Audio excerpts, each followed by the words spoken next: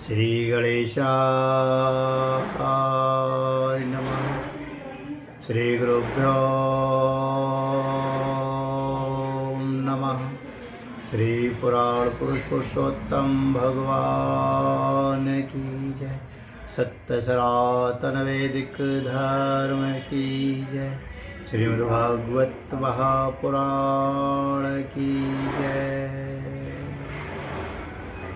श्रीमद्भागवत महापुराण दसम स्कंद 21वां अध्याय वेणु गीत। श्री सुखदेव जी कहते हैं, परीक्षित, शरद ऋतु के कारण वह वन बड़ा सुंदर हो रहा है। जल निर्मल था और जलाशयों में खिले हुए कमलों की सुगंध से सनकर वायु मंद मंद चल रही थी। भगवान श्री कृष्ण ने गौओं और ग्वाल वालों के साथ उस वन में प्रवेश किया। सुंदर सुंदर पुष्पों से परिपूर्ण हरी हरी वृक्ष पंक्तियों में मत वाले भौरे स्थान स्थान पर गुनगुना रहे थे और तरह तरह के पक्षी झुंड के झुंड अलग अलग कलरव कर रहे थे, जिससे उस वन के सरोवर, नदियाँ और पर्वत सब के सब गूंजते रहते। मधुपति श्री कृष्ण ने बलराम जी और ग्वाल वालों के साथ उसके भीतर घुसकर गौओं को चराते हुए अपने बांसुरी पर बड़ी मधुर तान छेड़ी। श्री कृष्ण की वह बंसी ध्वनि भगवान के प्रति प्रेम भाव को, उनके मिलन की आकांक्षा को जगाने वाली थी। उसे सुनकर गोपियों का हृदय प्रेम से परिपूर्ण हो गया। वे एकांत में अपनी सखियों से उनके रूप, गुण और बंसी ध्वनि के प्रभाव का वर्णन करने लगे। ब्रज की गोपियों ने बंसी ध्वनि का माधुर आपस में वर्णन करना चाहा तो अवश्य, परंतु बंसी का स्मरण होते ही उन्हें श्री कृष्ण की मधुर चेष्टाओं की प्रेम पूर्ण चित्तानुभवों के सारे और मधुर मुस्कान आदि की याद हो आई। उनकी भगवान से मिलने की आकांक्षा और भी बढ़ गई। उनका मन हाथ से निकल गया। वे मन ही मन वहां पहुंच गई जहां श्री कृष्ण थे। अब उनकी वाणी बोले कैसे? वे उसके वर्णन में असमर्थ हो। वे मन ही मन देखने लगी कि श्री कृष्ण ग्वाल वालों के साथ वृंदावन में प्रवेश कर रहे। उनके सिर पर मयूर पिच्छ है और कानों पर कनेर के पीले पीले पुष्प, शरीर पर सुनहला पीतांबर और गले में 5 प्रकार के सुगंधित पुष्पों की बनी वैजंती माला है।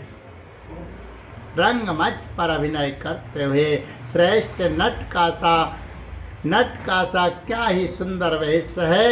बांसुरी के छिद्रों को वे अपने अध्रामृत से भर रहे हैं। उनके पीछे पीछे ग्वालवाल उनकी लोक पावन कीर्ति का गान कर रहे हैं। इस प्रकार वैकुंठ से भी श्रेष्ठ वह वृंदावन धाम उनके चरण चिन्हों से और भी रमणीय बन गया था। परीक्षित, ये बंसी ध्वनि जड़ चेतन समस्त भूतों का मन चुरा लेती है। गोपियों ने उसे सुना और सुनकर उसका वर्णन करने लगी। वर्णन करते करते वे तन्मय हो गए और श्री कृष्ण को पाकर आलिंगन करने लगी। गोपियां आपस में बातचीत करने लगी। अरे सखी, हमने तो आंख वालों के जीवन की और उनकी आंखों की बस यही इतनी ही सफलता समझी है और तो हमें कुछ मालूम ही नहीं। वे कौन सा लाभ है? वे यही है कि जब श्याम सुंदर श्री कृष्ण और गौर सुंदर बलराम ग्वाल वालों के साथ गायों को हक कर वन में ले जा रहे हो या लौटाकर ब्रज में ला रहे हो। उन्होंने अपने अधरों पर मुरली धर रखी हो और प्रेम भरी तिरछी चितवन से हमारी ओर देख रहे। उस समय हम उनकी मुख माधुरी का पान करती रहे। अरे सखी, जब वे आम की नई कोपलें, मोरों के पंख, फूलों के गुच्छे, रंग बिरंगे कमल और कुमुद की मालाएं धारण कर लेते हैं, श्री कृष्ण के सांवरे शरीर पर पीतांबर और बलराम के गौरे शरीर पर नीलांबर फहराने लगता है, तब उनका वेश बड़ा ही विचित्र बन जाता है। ग्वाल वालों की गोष्ठी में वे दोनों बीचों बीच बैठ जाते हैं और मधुर संगीत की तान छेड़ देते हैं। मेरी प्यारी सखी, उस समय ऐसा जान पड़ता है मानो दो चतुर नट रंग मंच पर अभिनय कर रहे हो। मैं क्या बताऊं कि उस समय उनकी कितनी शोभा होती है। अरे गोपियों, ये वेणु पुरुष जाति का होने पर भी पूर्व जन्म में ना जाने ऐसा कौन सा साधन भजन कर चुका है कि हम गोपियों की अपनी सम्मति दामोदर के अधरों की सुधा स्वयं ही इस प्रकार पिए जा रहा है कि हम लोगों के लिए थोड़ा सा भी रस शेष नहीं रहेगा। इस वेणु को अपने रस से सींचने वाली हृदयनिया आज कमलों के मिश्र रोमांचित हो रही है और अपने वंश में भगवत प्रेमी संतानों को देखकर श्रेष्ठ पुरुषों के समान वृक्ष भी इसके साथ अपना संबंध जोड़कर आंखों से आनंदाश्रु बहा रहे। हरि सखी, ये वृंदावन बैकुंठ लोक तक पृथ्वी की कीर्ति का विस्तार कर रहा है, क्योंकि यशोदानंदन श्री कृष्ण के चरण कमलों के चिन्हों से यह चिन्हित हो रहा है। सखी, जब श्री कृष्ण अपने मुनिजन मोहिनी मुरली बजाते हैं तब मोर मत वाले होकर उसकी ताल पर नाचने लगते हैं। यह देखकर पर्वत की चोटियों पर विचरने वाले सभी पशु पक्षी चुपचाप शांत होकर खड़े रह जाते हैं। हरि सखी, जब प्राण वल्लभ श्री कृष्ण विचित्र वेश धारण करके बांसुरी बजाते हैं तब मूढ़ बुद्धि वाली ये हरिणियां भी बंसी की तान सुनकर अपने पति कृष्ण सार मृगों के साथ नंदन वन के पास चली जाती है और अपनी प्रेम भरी बड़ी बड़ी आंखों से उन्हें निरखने लगती। निरखती क्या है? अपने कमल की समान बड़ी बड़ी आंखें श्री कृष्ण के चरणों पर निछावर कर देती और श्री कृष्ण की प्रेम भरी चितवन के द्वारा किया हुआ अपना सत्कार स्वीकार करती। वास्तव में उनका जीवन धन्य है। हम वृंदावन की गोपी होने पर भी इस प्रकार उन पर अपने को निछावर नहीं कर पाते। हमारे घर वाले कुड़ने लगते हैं, कितनी विडंबना है। अरे सखी, हरिणियों की तो बात ही क्या है। स्वर्ग की देवियां जब युवतियों को आनंदित करने वाले सौंदर्य और शील के खजाने श्री कृष्ण को देखती है और बांसुरी पर उनके द्वारा गाया हुआ मधुर संगीत सुनती है, तब उनके चित्र विचित्र लाभ सुनकर वे अपने विमान पर ही शुद्ध बुद्ध खो बैठती है, मूर्छित हो जाती है। ये कैसे मालूम हुआ सखी? सुनो तो, जब उनके हृदय में श्री कृष्ण से इस बात का भी पता नहीं चलता कि उनकी चोटियों में गुथे हुए फूल पृथ्वी पर गिर रहे हैं, जब उनके हृदय में श्री कृष्ण से मिलने की तीव्र आकांक्षा जग जाती है, तब वे अपना धीरज खो बैठती है, बेहोश हो जाती। उन्हें इस बात का भी पता नहीं चलता कि उनकी चोटियों में गुथे हुए फूल पृथ्वी पर गिर रहे हैं। यहां तक कि उन्हें अपनी साड़ी का भी पता नहीं रहता। फिर कमर से खिसक कर जमीन पर गिर जाती है। अरे सखी, तुम देवियों की बात क्या कह रही हो? इन गौओं को नहीं देखती? जब हमारे कृष्ण प्यारे अपने मुख से बांसुरी में स्वर भरते हैं और गौएं उनका मधुर संगीत सुनती है, तब ये अपने दोनों कानों के दोने संभाल लेती है, खड़े कर लेती है और मानो उनसे अमृत पी रही हो, इस प्रकार उस संगीत का रस लेने लगती। ये सब क्यों होता है सखी? अपने नेत्रों के द्वार से श्याम सुंदर को हृदय में ले जाकर वे उन्हें वहीं विराजमान कर देती है और मन ही मन उनका आलिंगन करती है। देखती नहीं हो?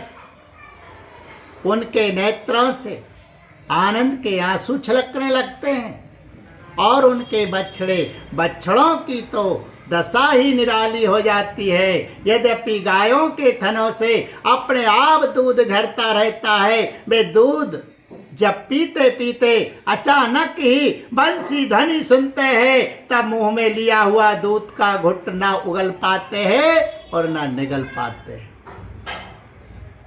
उनके हृदय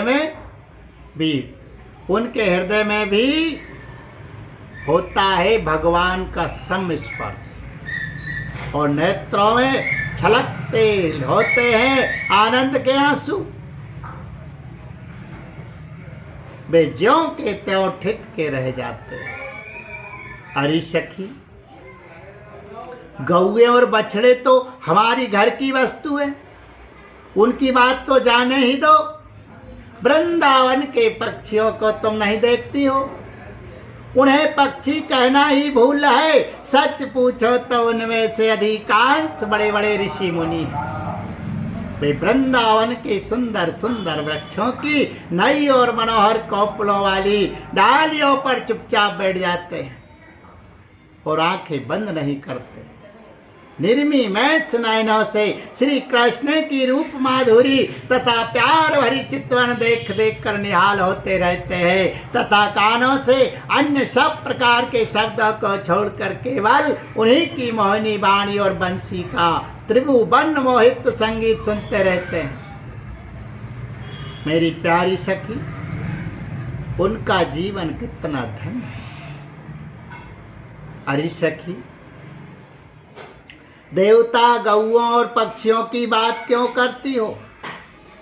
वे तो चेतन है, इन जड़ नदियों को नहीं देखती।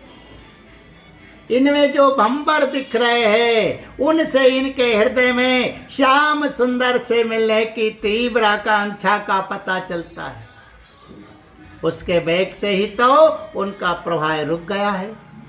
उन्होंने भी प्रेम स्वरूप श्री कृष्ण की बंसी ध्वनि सुन ली है। देखो देखो, ये अपनी तरंगों के हाथों से उनके चरण पकड़कर पृथ्वी के फूलों का उपहार चढ़ा रही है और उनका आलिंगन कर रही है, मानो उनके चरणों पर अपना हृदय ही निछावर कर रही है। अरे सखी, ये नदियां तो हमारी पृथ्वी की, हमारे वृंदावन की वस्तुएं हैं। तनिक इन बादलों को भी तो देखो। जब वे देखते हैं कि ब्रजराज कुमार श्री कृष्ण और बलराम जी ग्वाल वालों के साथ धूप में गौएं चरा रहे हैं और साथ साथ बांसुरी भी बजाते जा रहे हैं, तब उनके हृदय में प्रेम उमड़ आता है। वे उनके ऊपर मंडराने लगते हैं और वे श्याम घन अपने सका घन श्याम के ऊपर अपने शरीर को ही छाता बनाकर तान देते हैं। इतना ही नहीं सखी, वे जब उन पर नन्ही नन्ही फुइयों की वर्षा करने लगते हैं तब ऐसा जान पड़ता है कि वे उनके ऊपर सुंदर सुंदर श्वेत कुसुम चढ़ा रहे हैं। नहीं सखी, उनके बहाने वे तो अपना जीवन ही निछावर कर देते हैं। अरे भट्टू, हम तो वृंदावन की इन भीलनियों को ही धन्य और कृत्य मानती है। ऐसा क्यों सखी? इसलिए कि उनके हृदय में बड़ा प्रेम है। जब ये हमारे कृष्ण प्यारे को देखती है तब इनके हृदय में भी उनसे मिलने की तीव्र आकांक्षा जाग उठती है। इनके हृदय में भी प्रेम की व्याधि लग जाती है। उस समय ये क्या उपाय करती है ये भी सुन लो। हमारे प्रियतम को प्रेयसी गोपियां अपने वक्ष स्थलों पर जो केसर लगाती है वह श्याम सुंदर के चरणों में लगी होती है, और वे जब वृंदावन के घास पात पर चलते हैं तब उनमें भी लग जाती है। ये सौभाग्यवती भीलनियां उन्हें उन तिनकों पर से छुड़ाकर अपने स्तनों और मुखों पर मल देती और इस प्रकार अपने हृदय की प्रेम पीड़ा शांत करती है। अरे गोपियों, ये गिरिराज गोवर्धन तो भगवान के भक्तों में बहुत ही श्रेष्ठ है, धन्य है। इसके भाग देखती नहीं हो? हमारे प्राण वल्लभ श्री कृष्ण और नयनावी राम बलराम के चरण कमलों का स्पर्श प्राप्त करके ये कितना आनंदित रहता है। इसके भाग्य की सराहना कौन करे? यह तो उन दोनों का ग्वाल वालों और गौओं का बड़ा ही सत्कार करता है। स्नान पान के लिए झरनों का जल देता है, गौओं के लिए सुंदर हरी हरी घास प्रस्तुत करता है, विश्राम करने के लिए कंदराएं और खाने के लिए कंदमूल फल देता है। वास्तव में यह धन्य है। अरे सखी, इन सांवरे गौरे किशोरों की तो गति ही निराली है। जब वे सिर पर नौबनाद होते समय गाय के पैर बांधने की रस्सी लपेट कर अपने कंधों पर फंदा भागने वाली गायों को पकड़ने की रस्सी रखकर गायों को एक वन से दूसरे वन में हक कर ले जाते हैं। साथ में ग्वाल वाल भी होते हैं और मधुर मधुर संगीत गाते हुए बांसुरी की तान छोड़ते हैं। उस समय मनुष्यों की तो बात थी क्या, अन्य शरीरधारियों में भी चलने वाले चेतन पशु पक्षी और जल नदी आदि तो स्थिर हो जाते हैं तथा अचल वृक्षों को भी रोमांच हो आता है। जादू भरी बंसी का और क्या चमत्कार सुनाओ। परीक्षित, वृंदावन बिहारी श्री कृष्ण की ऐसी एक नहीं अनेक लीलाएं हैं। गोपियां प्रतिदिन आपस में उनका वर्णन करती और तन्मय हो जाती है। भगवान की लीलाएं उनके हृदय में स्फुरित होने लगती है। बोलिए गोविंद गोपाल कृष्ण भगवान की जय।